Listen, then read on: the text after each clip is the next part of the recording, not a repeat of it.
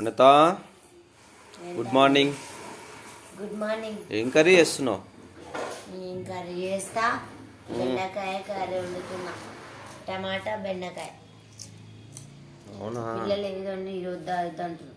బెండకాయ తింటే కొంచెం జ్ఞాపక శక్తి ఎక్కువ అవుతుంది. నీలాగా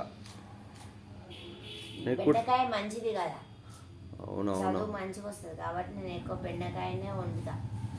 మరి నువ్వెందుకు తినవు? నీకు కూడా వస్తుంది కదా, మంచిగా చదువుతావు. నేను బెండకాయ తినండి, మరి తినమ్మా. నువ్వు కూడా పిల్లలకంటే ఎక్కువ పిల్లలకే పెడతా. నువ్వు కూడా తింటే నీకు కూడా జ్ఞాపక శక్తి పెరుగుతుంది. కవర్లకి అలానే పోస్తుంది అనుకునేరు సార్ నా సబ్స్క్రైబర్ అందరూ. నైట్ తీసుకొచ్చి వాటర్ వేసి కడిగి మళ్ళీ అవి ఆడినాక కవర్లు వేసి పెట్టిన. అవునా?